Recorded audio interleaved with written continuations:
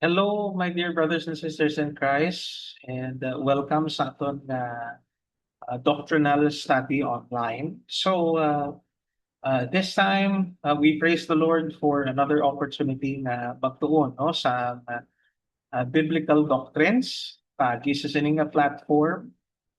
And what we will be talking about is the deity of Christ or ang pagka-Diyos ni Kristo. Brothers and sisters, there are still religions or sects that denies the deity of Jesus.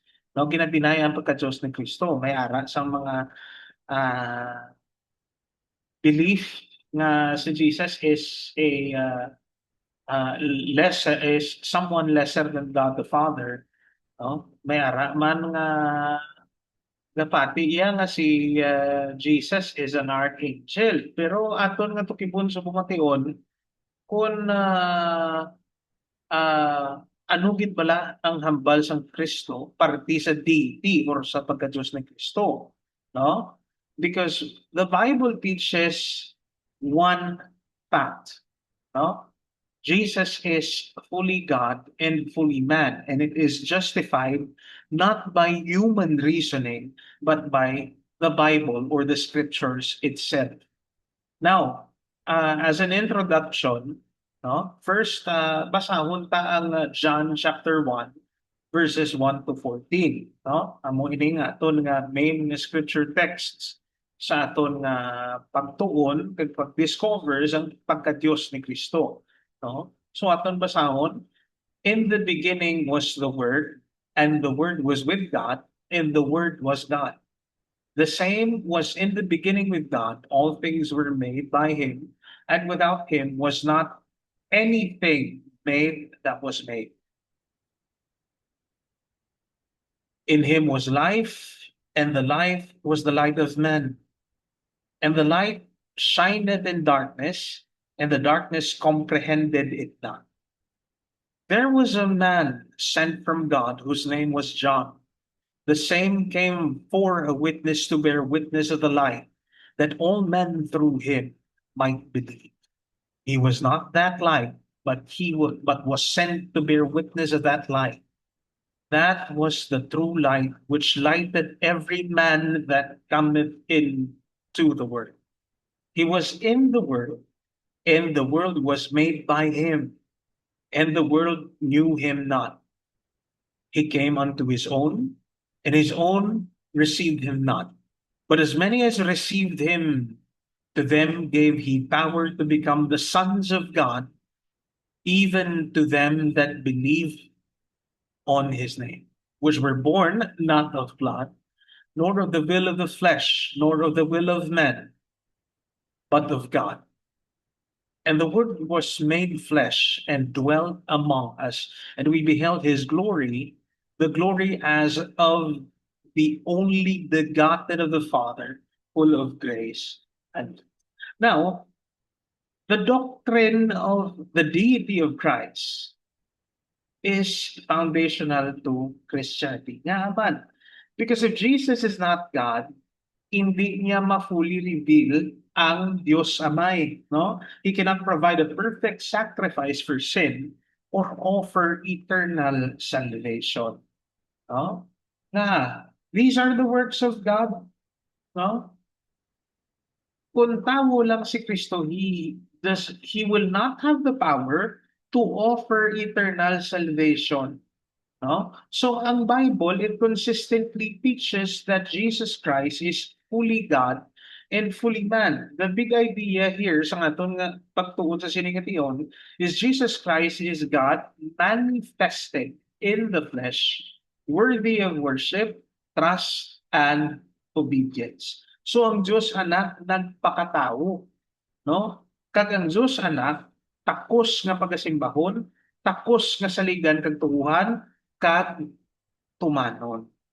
Now, let's go to the first point sa aton nga discussion, no? Nga ang Dios si Kristo. Why is Jesus fully man and fully God, no? Because first, Jesus possesses the names and the titles of God. Now, the scripture justifies this. Una gid, Jesus is called God, no? Gintawag sa nga Diyos. Balikan ta ang verse 1 sa John chapter 1. No? In the beginning was the Word, and the Word was with God, and the Word was God. Now, ang word na diri sa John chapter 1, no, ang tinaga a word na nakasulat diri, it refers to Jesus Christ. As in the Old Testament, no, the coming of the Messiah was a prophecy, and Jesus Christ fulfilled it. No? That's why he was the Word. Subot sa ganun, sa ginsuguran, si Jesus ara na. No? Si Jesus kaupod ang langit ng amay, kag si Jesus Diyos. In John chapter 20, makitaan tata nga si Thomas, nagduda siya sang pagkabanhaw ni Kristo. Silin niya, kung makita ko ang buho sang lansang sa iya mga kamot pigil, ang agi sang buno sang bangkaw, saya gusok niya ni mapati ko na banhaw siya. And then when Jesus appeared, amo ning siling niya sa verse 20. No? And Thomas answered and said unto him, My Lord and my God. No? So, kung hindi Diyos si Kristo, no, nga mo ni ginambal ni Thomas, no, kagari-kagid, ang nahambal diri sa Titus chapter 2 verse 13, looking for that blessed hope and the glorious appearing of the great, ano kuno, si Jesus, great God and our Savior, Jesus Christ. No? So, kaklaro kayo ang ginatudlo sa scripture nga Diyos gid si Kristo. Hindi siya tao lang, is not a lesser being, and is not even an archangel. Diyos gid siya. And ari pagid, no? Jesus is called Emmanuel. In Matthew 1, verse 23, Behold, a virgin shall be with child, and shall bring forth a son, and they shall call his name Emmanuel, which being interpreted is God with us. No? So, amo na siyang propesya, sang pagkatawo sang Dios nga anak, no? Ang birhen maga-conceive or magapusong, no? Sang isa ka bata, no? Kag pagkatawgon siya nga Emmanuel. Kung sa ganoon, God with us, ang Diyos kaupod ko. Now, this is very easy to understand kung na tanawang tang Bible, no? The mother of Jesus Christ, no? The earthly mother of Jesus Christ is Mary, who is a virgin. No? And the Son, which she conceived by the power of the Holy Spirit, is Jesus, who is called Emmanuel, God with us. Oh? So that is a very clear statement that the prophecy has been fulfilled, that a virgin bore and conceived a son which shall be called Emmanuel, na ang buot sing ganun isang word na Emmanuel is God with us. Now, if balikan natin wala ang nasiling sa Exodus, no, sang namangkot si Moses, no, he was facing the burning bush. No? Kag naghambal si Moses nga ti kun mamangkot sila, no, God was speaking to Moses on that setting, no, nga ginamanduan ni sang God the Father si Moses to speak to the Pharaoh to let his people go. No? So siling ni Moses, di kun mamangkot abi ang Pharaoh kung sino ka nung ihambal ko. Hambal sang Ginoo, through the burning bush, I am who I am. Now here, Jesus is the I am. Sa John 8:58, siling ni Jesus, Jesus said unto them, Verily, verily, I say unto you, before Abraham was I am. So antes pa kay Abraham, ara na siya. Sa kinsuguran, ara na siya. No? Nahambal sa John chapter 1 verse 1 kay na. Naton basa. Now, understanding this, we cannot merely view Jesus as a good teacher or just a prophet. No? Hindi kita makahambal, pareho sing ginahambal sang isa kasigta nga si Jesus, tao lang, hindi na siya Diyos. No? Balaan na siya nga tao. No? Sa amon sa Binalbagan, we had that conversation sang mag-asawa nga kapulig namon sa balay. They are a member of a church. Di na ako magabal kung ano na sa nga church. Nga ngilaya nga pagpalatihan, si Kristo tao lang gid. No? Ah, tapos gin-invite ko nila sa ilang daw pagtililipon sa simbahan, tawag sina pamamahayag. No? Amo man ning ilang gina-explain, ginatindugan nga si Jesus hindi iya Dios kundi tao lang gid, no? Balaan nga tao, no? Maayo manunodlo kag propeta lang, no? Pero ang ginahambal sa scripture ari no? Nakitanta, no? Ginadeklarar gid siya nga Dios. Scripture declares him to be God himself. No? Ikaduwa, nga a Diyos si Kristo because Jesus possesses the attributes of God. Una nga attribute dire is eternality. No? Eternality. Kung sa ganun, why katapusan? No? Ang hambal sa Micah 5:2, this is a prophecy, but thou, Bethlehem Ephrata, though thou be little among the thousands of Judah, yet out of thee shall come forth unto me that is to be ruler in Israel, whose goings forth have been from of old, from everlasting. No? Sino karon ang natao sa Bethlehem? Hindi pala si Jesus na tao sa na tao sa Bethlehem, paagi sa isa ka birhen, no? Paagi kay Mary. No? Kagangambal dire, yet out of thee shall come forth unto me that is to be the ruler of Israel, whose goings forth have been from of old, from ano ko no, everlasting.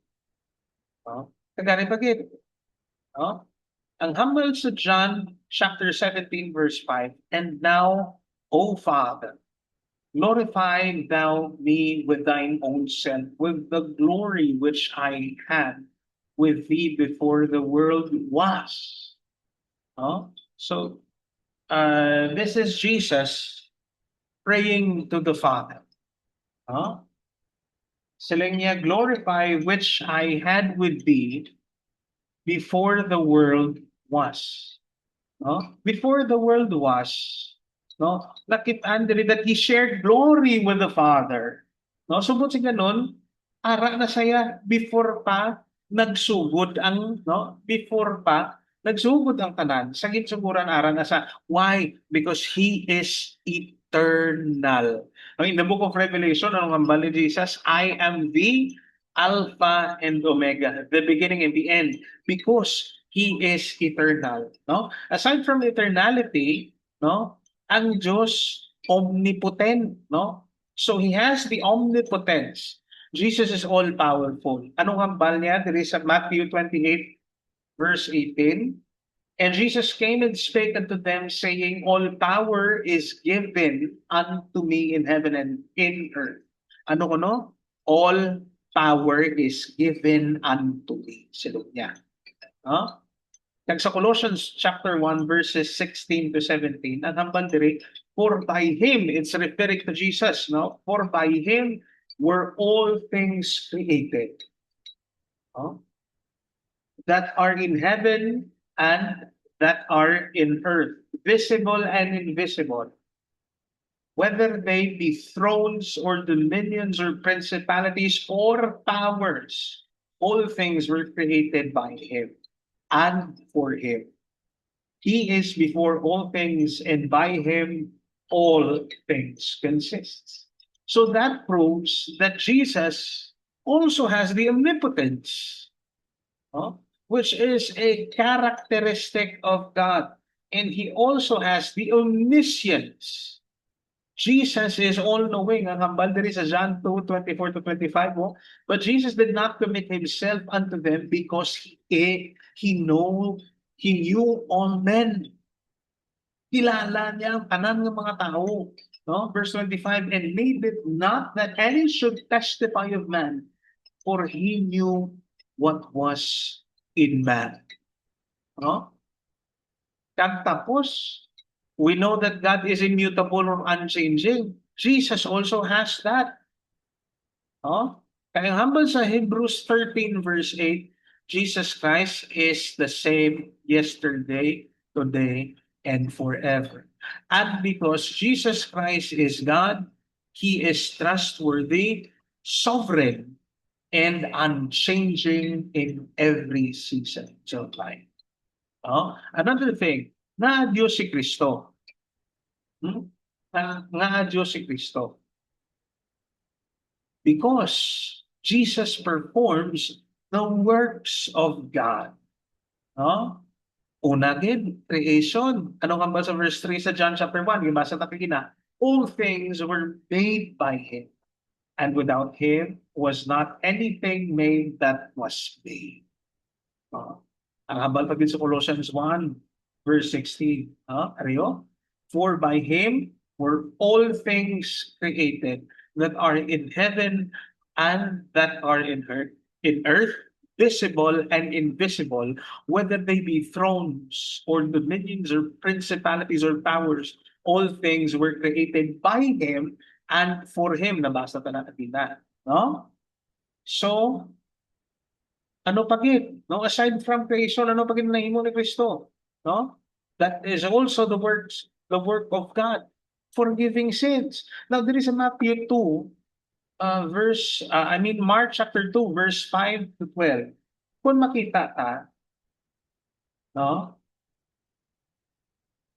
Diri ginaayo na diri Jesus ang ta- ang ang tawo nga may masakit nga palsy, no? So paralyzed, no? Kag diri makita ta, no? Nga ginakusaran sa mga Parisiyo si Jesus nga nag-blaspheme, no? Bangod nga nagpatawad siya sa mga sala. Oh, which is, ang mga Parisiyo kabalo nga ang Diyos lang ang makapatawad sa sala. No? Ari, verse 5, when Jesus saw their faith, He said unto the sick of the palsy, Son, thy sins be forgiven thee. Anong katawad sa mga sala? No? So verse 6, but there was certain of the scribes sitting there and reasoning in their hearts. No? Sa ila lang at tagipusoon, wala nila yung ginambal. No? Sa verse 7, amo ning sa ila tagipusoon, no? No? Why doth this man thus speak blasphemies? Who can forgive sins but not only? No? Sa ilang tagipusoon, yung question nila ang pagpatawad ni Kristo sa sala. Because they know that forgiving sins is the work of God and they do not accept Jesus as God. Wala nilang kilala si Kristo. Verse 8, and immediately when Jesus perceived in his spirit that they so reasoned within themselves, He said unto them, why reason ye these things in your hearts? No? So bisan na-specify diri nga they were reasoning in their hearts, wala nila verbally ginambal, pero nakita ni Kristo. No? And an ordinary man cannot do that. No? An ordinary man cannot see what's inside the hearts of man. So, amo na siya kung basahon, kung an-insindihon mo, in question sa mga scribes ang pagpatawad ni Kristo sa mga sala because only God can forgive sins. No? And aside from that, no? So verse 9, padayon kita, whether is it easier to say to the sick of the palsy, thy sins be forgiven thee, or to say, arise and take up thy bed and walk. But that ye may know that the Son of Man hath power on earth to forgive sins. He saith to the sick of the palsy, I say unto thee, arise and take up thy bed and go thy way into thine house. And immediately he arose, took up the bed, and went forth before them all, insomuch that they were all amazed and glorified God, saying, we never saw it in this fashion. No? See? At had that Jesus had done the works of God, no? And He is God because He is giving eternal life. So John chapter 10, verse 28, saying niya, I give unto them eternal life, and they shall never perish, neither shall any man pluck them out of my hand. So Jesus cannot give or offer eternal life or eternal salvation kung hindi siya Diyos. Actually, ang following verses, ang 29 to 30, in-reinforce the dream of Jesus sa verse 29. The Father who has given them me is greater than all. No man shall pluck them out of the Father's hand. Verse 30, isang John chapter 10, I and the Father are one.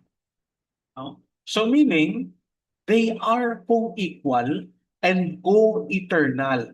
One in essence.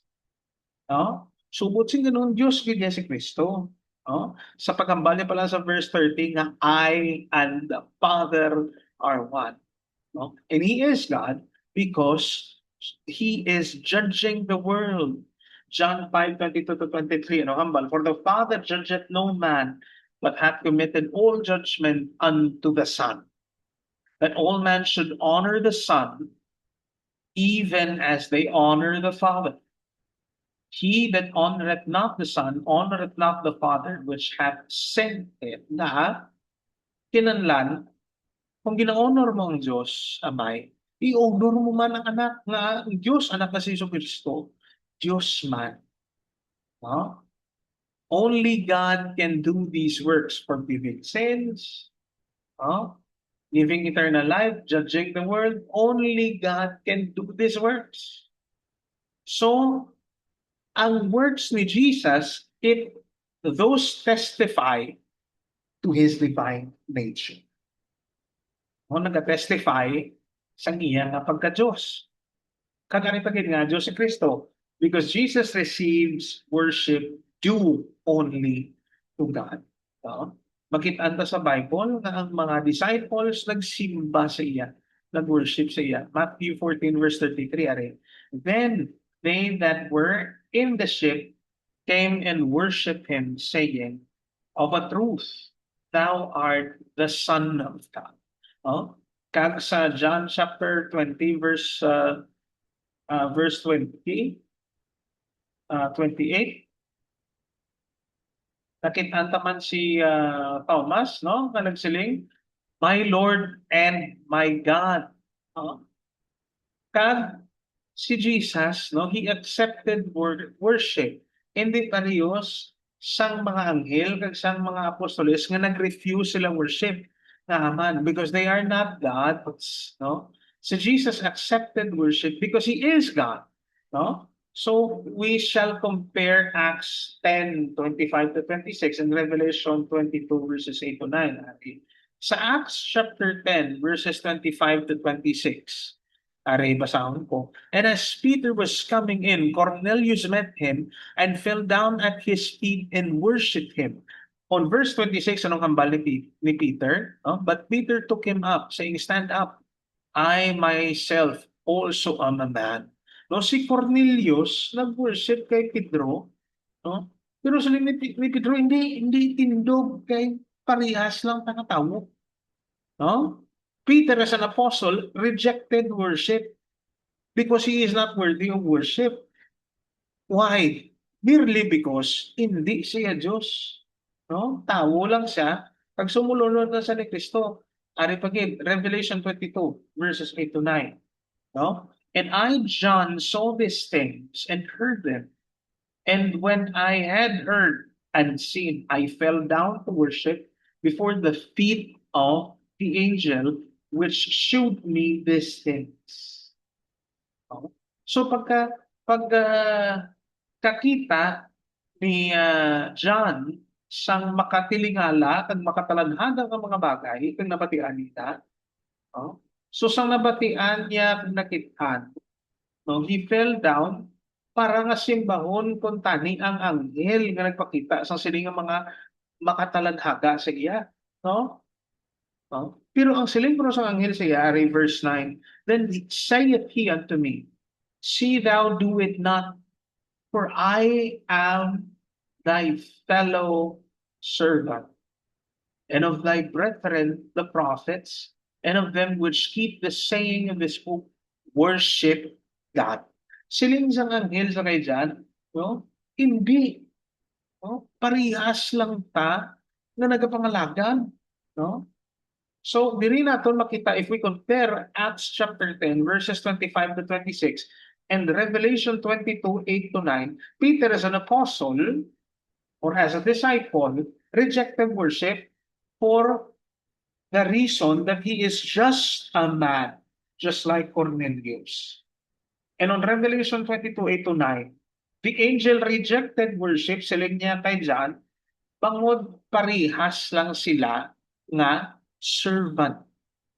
No? So meaning, they, both man and the angels are not worthy of worship except God. Now, kung hindi Diyos si Kristo, kung tao lang siya, why did He accepted worship? No? Simple as that. And then lastly, the deity of Christ and salvation. Oh.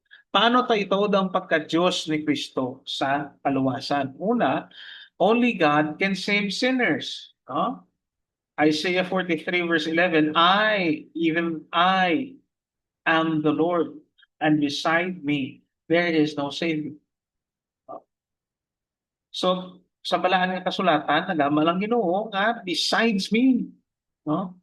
Wala na sang iban nga manaluwas, ang makaluwas Dios lang gid. Ikadua, Christ became flesh for our redemption. No? Through Christ, Dios nga anak, naluwas kita. He became flesh para maluwas kita. Paano? No? Nagpakatao siya para maluwas kita. No? John 1:14, nabasa tayo na kagina. And the Word was made flesh and dwelt among us, and we beheld His glory, the glory as of the only begotten of the Father, full of grace and truth. Philippians 2:5 to 11. Malbira ni Paul, let this mind be in you, which was also in Christ Jesus, who, being in the form of God, thou thought it not robbery to be equal with God, but made himself of no reputation, and took upon him the form of a servant, and was made in the likeness of man. And being found in the fashion as a man, in fashion as a man, he humbled himself and became obedient unto death, even the death of the cross. Wherefore also hath highly exalted him and given him a name which is above every name, that at the name of Jesus every knee should bow, of things in heaven and things in earth and things under the earth, and that every tongue should confess that Jesus is Lord, to the glory of God the Father. So manami isang explanation ni Paul, no? Saling niya, butang yun sa unang-una niyo. No? Na ang Diyos, no? Being in the form of God, thought it not robbery to be equal with God. No? Tapos, he was referring to Jesus, but made himself of no reputation and took upon him the form of a servant and was made in the likeness of man. No? So, ang hambal ni Paul, he took the form of a servant para nga mangin kaangay siya naton ng mga tao. No? And being found, fashioned as a man, he humbled himself. No? Kag nangin matinumanon sa amay, tubtob sa kamatayon niya sa cross. No? Wherefore, God also hath highly exalted him and given him the name which is above every name. No? Nga paagi sa ngalan ni Jesus, every knee should bow. No? Tanan nga butang sa langit, kag sa duta, kag sa igalom sa katutaan. No? Kag ang tanan, no? And that every tongue should confess that Jesus is Lord to the glory of God the Father. No? So nagpakatao si Kristo para sa atong kaluwasan. So nami isang explanation din ni Apostle Paul. No? Ano pa? Through Christ, nakilala natin buhay. No? Ang ambal ni kay Philip, no? He that had seen the Father had seen, he that has seen me had seen the Father. Because si Jesus, Diyos nga anak, ang ipadala sa Diyos nga Amay, is the revelation of the Father. No? So, ang emphasis, ang gina-emphasize ng gospel, sa pagka-Diyos ni Kristo, is the eternal Son of God came into the world, died for sinners, rose again, and offers eternal life to all who believe in Him. So sa aton nga pagtakop sa sini nga pagtuon, the Bible leaves no doubt that Jesus Christ is truly God. His names, His attributes, His works, the worship, and the resurrection all testify to His deity. No, ginplastar ta man na kanina, no, nga ang tanan, no, ang tanan niya nga works, ang tanan nga obra sang Dios, obra niya man. No? Ang tanan nga karakter sang Dios, karakter man ni Kristo. No? So everything in the Bible testify to the deity of Christ. So muna yung pangangkat sa aton, sa sining aton nga pagtuon. Do you merely know about Jesus or do you worship Him as well? Pwede nga kilala mo lang yan si Jesus, pero wala ko sa kilala nga Diyos kag manulukas. Nakabati ka lang sa iyo. No? Tandaan, we need Jesus for us to be saved. We need to accept Him as Lord and Savior for us to be saved. Now, the question is, have you trusted the divine Savior for your salvation? So, kabay nga tagaan kita sa malaan ng Espiritu sa kaalam, no? Para nga aton gid mahangpan pagka-Diyos ni Kristo. If you may have any questions, feel free to message me and I will be happy to entertain. God bless. To God be the glory.